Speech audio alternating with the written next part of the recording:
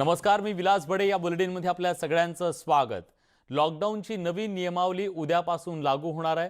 Non red झोनमधल्या लोकांना अधिक दिलासा मिळणार आहे. नॉन रेड झोन परिसरात उद्यापासून दुकानं सकाळी 9 ते संध्याकाळी 5 या वेळात उघडायला परवानगी देण्यात आली आहे. रेड झोन परिसरात सुद्धा अधिक सवलती दिल्या गेल्यात. कंटेनमेंट झोन वगळता हॉटेलमधून होम डिलिव्हरीला परवानगी देण्यात आली आहे.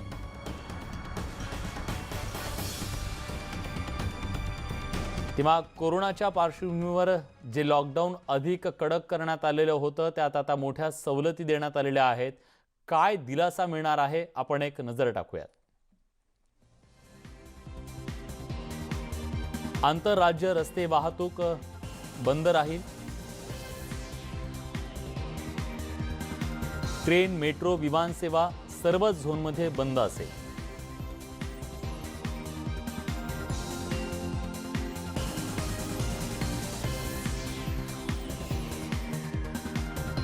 टॅक्सी, रिक्षाला रेड झोनमध्ये परवानगी असणार नाही.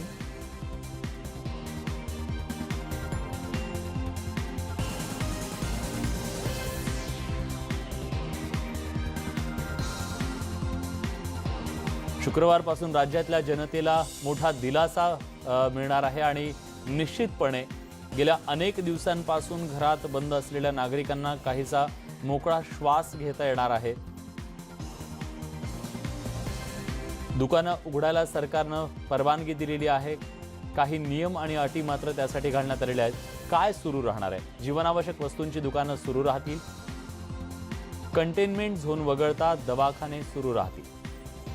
कंटेनमेंट झोन वगळता हॉटेलमधून होम डिलिव्हरीला परवानगी देण्यात आली आहे. ऑरेंज ग्रीन झोनमध्ये टॅक्सी, रिक्षाला अटींसह परवानगी आहे. मालवाहतूक सर्व झोनमध्ये सुरू राहील. रेड झोनमध्ये दारूच्या होम डिलिव्हरीला परवानगी असेल. कंटेनमेंट वगळता इतर झोनमध्ये दारू दुकानं सुरू राहतील. कंटेनमेंट झोन वगळता बँका, वित्तीय सेवा सुरू राहतील. कंटेनमेंट झोन वगळता कुरिअर, पोस्टल सेवा सुरू असेल. त्याचबरोबर आरटीओ कार्यालय सुद्धा हे कंटेनमेंट झोनच्या बाहेर सुरू राहतील. खाजगी बांधकामांना रेड झोन वगळता इतर झोनमध्ये परवानगी देण्यात आली आहे. कंटेनमेंट झोन वगळता ई कॉमर्स सेवांना परवानगी असेल.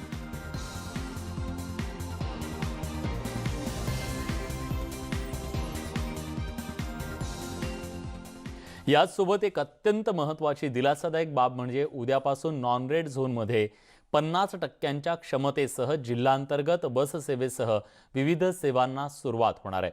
यात केश कर्तनालय, स्पा, रिक्षा तसंच सरकारी कार्यालय सुरू होतील.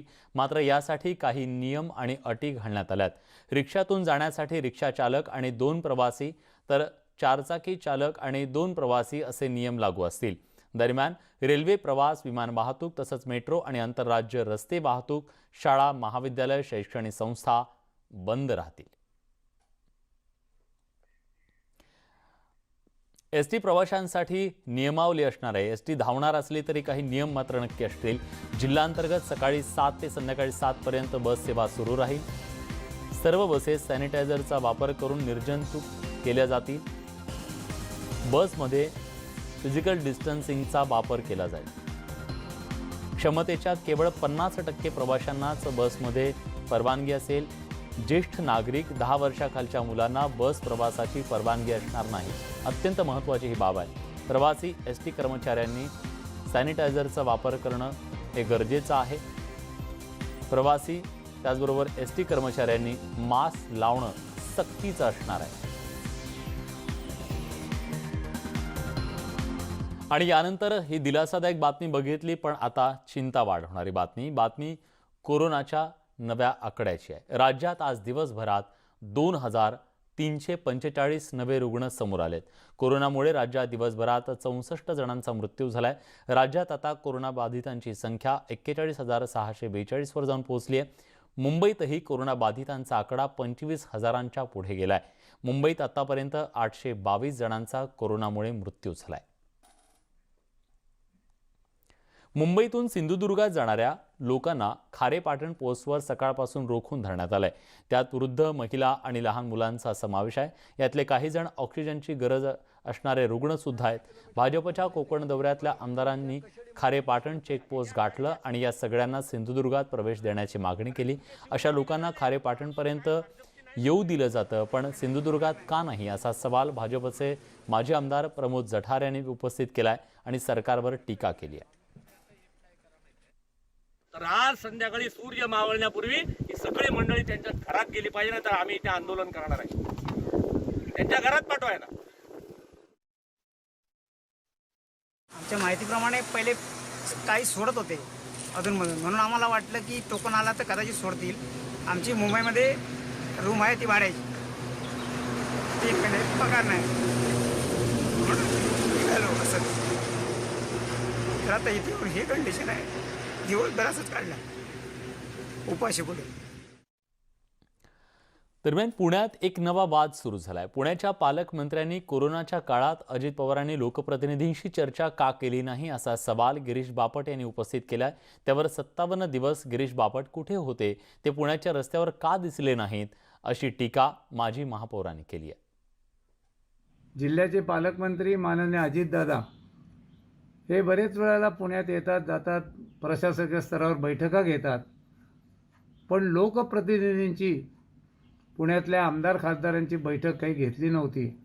आणि म्हणून ही मागणी मी केली आणि करतोय की त्यांनी पुण्यातल्या सगळ्या लोकप्रतिनिधींची बैठक घ्यावी, कारण लोकप्रतिनिधींचा सहभाग हाही खूप महत्त्वाचा आहे। तेही सगळे कामात मदत करतात, त्यांना खूप स्थानिक पातळीवरच्या बारीक सारीक गोष्टी माहिती असतात।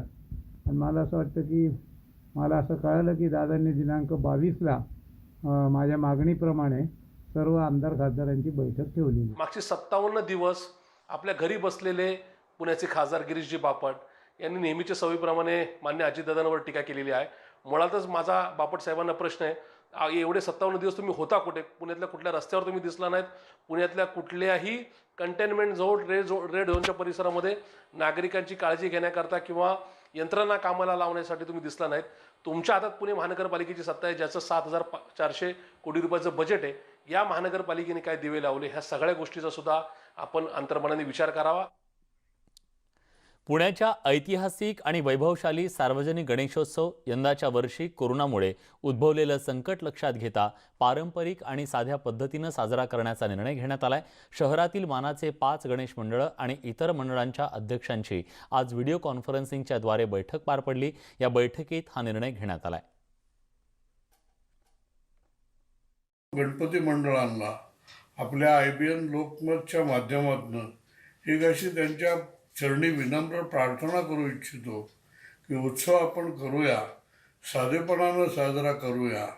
शासनाचे नियम, शासन घालील त्या अटी, या सगळ्या त्या शासनाच्या अटी नियम या सगळ्या हे करून आपण या उत्सवाला सामोरं जाऊया। दरम्यान मंडळांनी घेतलेल्या या महत्त्वाच्या निर्णयाचं उपमुख्यमंत्री अजित पवार यांनी स्वागत केलंय। संबंधित गणेशोत्सव मंडळांच्या प्रतिनिधी सदस्यांचं अभिनंदन करत त्यांचे जाहीर आभार मानलेत। राज्यावरील कोरोनाचं संकट पाहता पुणे मुंबईसह राज्यातील सर्वच सार्वजनिक गणेशोत्सव मंडळं या निर्णयाचं अनुकरण करतील, असा विश्वास त्यांनी व्यक्त केलाय।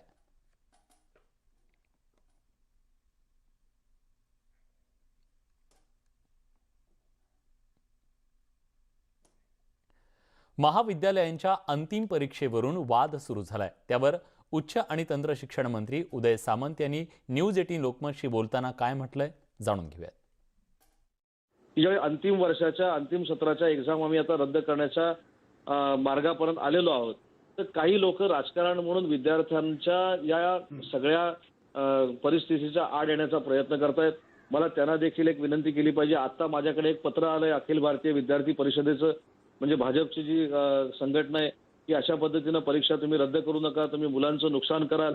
ज्यावेळी परीक्षा रद्द करत नव्हतो त्यावेळी रद्द करा म्हणून पत्र होती।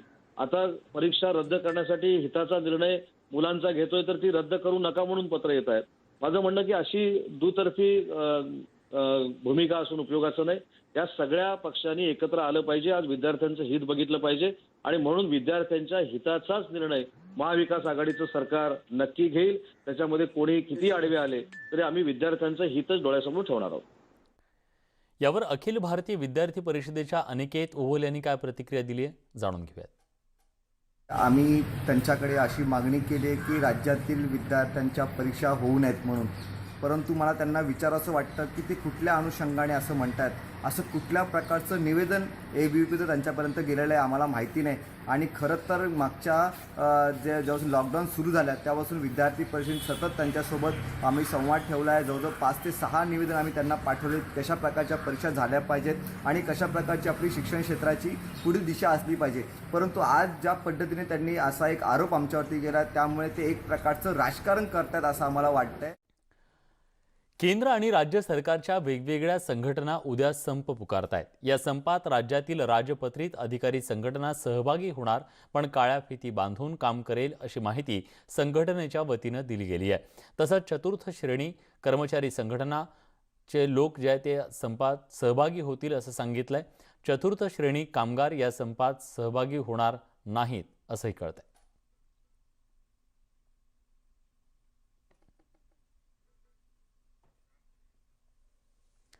तेव्हा कोरोनाचं हे सगळं संकट आणि या संकटाच्या काळातच पुकारण्यात आलेला हा संप आहे.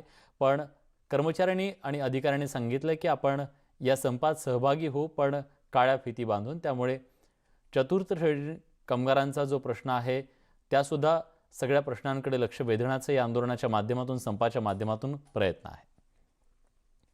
पश्चिम महाराष्ट्रासाठी एक दिलासादायक बातमी आहे. कोल्हापुरातली कोरोना रुग्णांची संख्या वाढण्याचं प्रमाण कमी झाले. गेल्या 24 तासात तब्बल 1600 जणांचे रिपोर्ट निगेटिव्ह आले.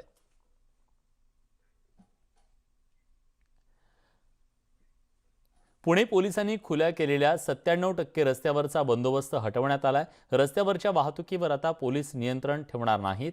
पुणे गुन्हे अन्वेषणच्या कामात वर्ग करण्याचा निर्णय वरिष्ठ पोलीस अधिकाऱ्यांनी घेतलाय. त्यामुळे सुरुवातीला काठीच्या भीतीनं बाहेर पडायला बिचकणारे पुणेकर व्यावहारिक गरजांसाठी पूर्ण काळजी घेऊन बाहेर पडतील अशी आशा करायला हरकत नाही.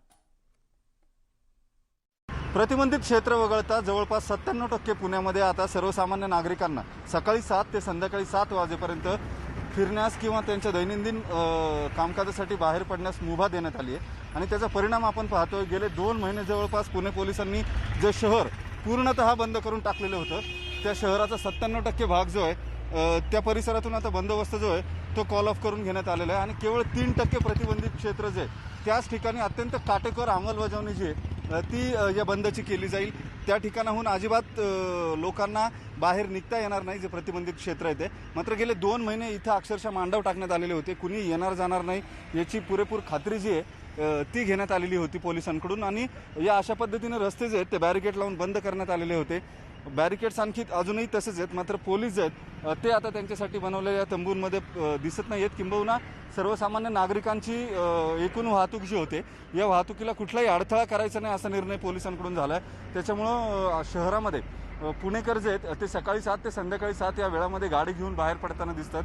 शहरातलं ट्रॅफिक जे आहे ते शनिवार रविवार शहरामध्ये सुट्टीच्या दिवशी जसं ट्रॅफिक असतं तशाच पद्धतीचं तुरळक मात्र सलग ट्रॅफिक जे आहे ते पाहायला मिळते. गाड्यांची संख्या जी आहे ती मोठ्या प्रमाणावरती वाढलेली पाहायला मिळते. अनेक पुणेकर हे रस्त्यावर बाहेर पडलेले आहेत. बाजारपेठा ज्या आहेत त्या सुरू झालेल्या आहेत. त्याच्यामुळे अनेक खोळंबलेली कामं करण्यासाठी पुणेकर रस्त्यावरती येतात.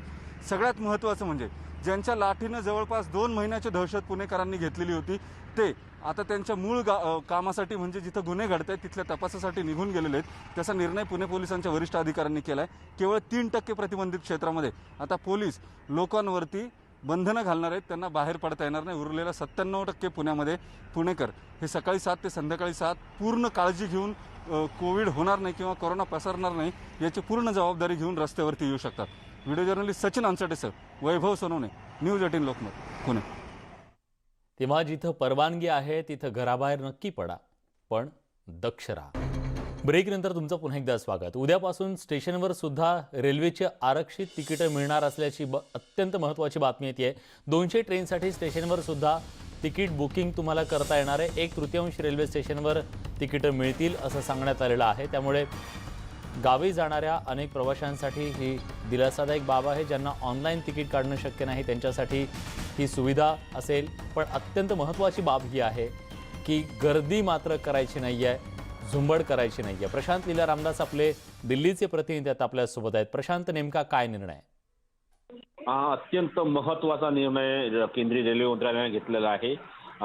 त्यांनी रिझर्वेशन काउंटर पुन्हा एकदा उघडण्याचा निर्णय घेतलेला आहे, ज्याला ज्या पद्धतीने संबोधलं जातं आरक्षण केंद्र असं संबोधलं जातं ते उघडण्यात येणार आहे. झोनल रेल्वेच्या अंतर्गत चीफ बुकिंग अधिकारी जो असतो आरक्षण अधिकारी तो या संदर्भातला निर्णय घेणार आहे की कुठले काउंटर उघडायचे आणि या संदर्भात SOP देखील लागू करण्यात आलेली आहे. महत्त्वाचं म्हणजे झोनल रेल्वेच्या वतीने हे स्पष्ट करण्यात आलेलं आहे की रिझर्वेशन काउंटर कशा पद्धतीने चालतील. उद्यापासून उघडणार आहे. यामध्ये श्रमिक स्पेशल ट्रेनचेही तिकीट तुम्हाला मिळणार आहे. सोबतच यामध्ये जर बघितलं आपण ज्या 200 नवीन गाड्या आजपासून सुरू झालेल्या आहेत त्या देखील होणार आहे. त्या संदर्भात देखील बुकिंग होणार आहे. यामध्ये कोविड-19चे जेही नियम आहेत ते देखील पाळायचे आहे.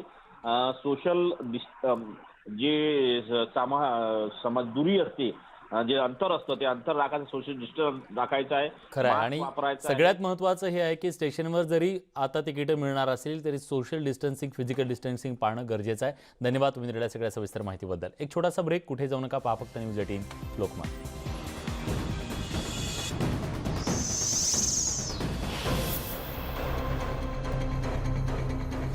ब्रेकनंतर तुमचं पुन्हा एकदा स्वागत. अम्फान चक्रीवादळानं पश्चिम बंगालमध्ये मोठं नुकसान केलंय. या वादळानं बंगालमध्ये एकूण 72 जणांचा जीव घेतलाय.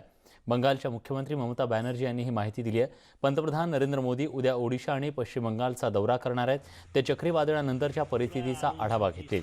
सकाळी 10 वाजता पंतप्रधान मोदींचं कोलकाता विमानतळावर ममता बॅनर्जींकडून स्वागत होईल. नंतर दोन्ही नेते हवाई दलाच्या हेलिकॉप्टरमध्ये उत्तर 24 परगणा बशीरहाटला जातील. अम्फान चक्रीवादळामुळे पश्चिम बंगालमध्ये मोठं नुकसान झालंय. ताशी 160 ते 180 किलोमीटर वेगानं वाहणाऱ्या चक्रीवादळानं कोलकाता विमानतळाचंही मोठं नुकसान केलंय. कोलकात्याच्या अनेक भागात झाडं कोसळली आहेत.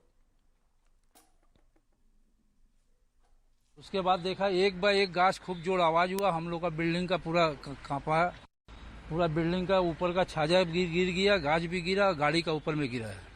तो उस समय हमने दौड़ के आया टॉर्च लेकर, तो अंधेरा था, ये लैंप पोस्ट बंद हो गया. तो टॉर्च मार के अंदर में गाड़ी का अंदर देखा जो कोई है कि नहीं. तो उसमें देखा कोई नहीं था, लेकिन दोपहर का टाइम आदमी था, वो लोग चला गया था. उसका बाद कोई नहीं था तो हम फिर वापस आ गया. आने के बाद में हम 2-3 जगह खबर दिया, अपना काउंसलर को भी बताया, नमूनों में भी खबर दिया. और फ़ोन करने के बाद बोला जो ठीक है हमको पता लग गया है, तो हम सब व्यवस्था कर रहे हैं. याच सगळ्या बातम्यांसोबत बुलेटिनमध्ये आपण इथेच थांबतोय. ताज्या घडामोडींसाठी बघत रहा न्यूज 18 लोकमत.